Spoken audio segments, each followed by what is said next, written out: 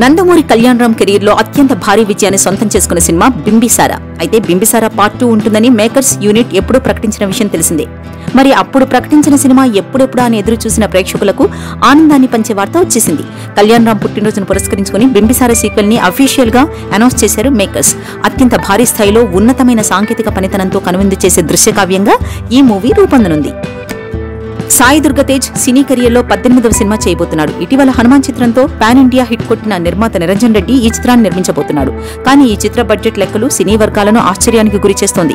సాయి దుర్గా తేజ్ తో సినిమాకు అక్షరాల 125 కోట్ల బడ్జెట్ ను కేటాయించారట నిర్మాత నిరంజన్ రెడ్డి. సాయి దుర్గా తేజ్ తో ఇంత బడ్జెట్ అంటే రిస్క్ అని ఇండస్ట్రీ సర్కిల్లో వినిపిస్తున్నాయట. కానీ తాను కథను నమ్ముతానని, కథ డిమాండ్ చేస్తే ఎంత ఖర్చైనా పెడతానని, హనుమాన్ చిత్రం అలాగే నిర్మించానని, ఆ చిత్రం తన నమ్మకాన్ని నిలబెట్టిందని, సాయి దుర్గా తేజ్ తో సినిమాను భారీ బడ్జెట్ తో తెరకెక్కిస్తానని నిర్మాత నిరంజన్ రెడ్డి అన్నట్టు వార్తలొస్తున్నాయి. ఎనర్జెటిక్ స్టార్ రామ్ పోతినేని తాజాగా డబుల్ ఇస్మార్ట్ అనే మూవీలో హీరోగా నటించిన విషయం తెలిసిందే. పూరి జగన్నాథ్ దర్శకత్వంలో రూపొందిన ఈ సినిమాలో సంజయ్ దత్ ఓ కీలకమైన పాత్రలో నటించగా ఈ మూవీని ఆగస్టు 15వ తేదీన విడుదల చేయనున్నట్లు కొన్ని రోజుల క్రితమే ఈ మూవీ బృందం ప్రకటించింది. అయితే తంగాలం, మిస్టర్ బచ్చన్ మూవీస్ కూడా ఆగస్టు 15నే విడుదల అవనుండటంతో రామ్ కి గట్టి పోటీ ఎదురయ్యే అవకాశం ఉంటుంది.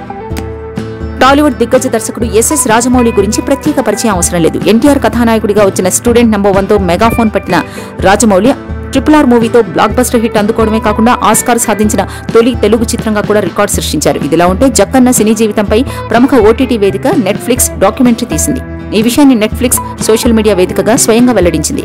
మోడర్న్ మాస్టర్స్ ఎస్ఎస్ రాజమౌళి పేరిట ఈ డాక్యుమెంటరీ వస్తుండగా ఈ చిత్రాన్ని ఆగస్టు 2 నుంచి స్ట్రీమింగ్ చేయనున్నట్లు నెట్ఫ్లిక్స్ ప్రకటించింది.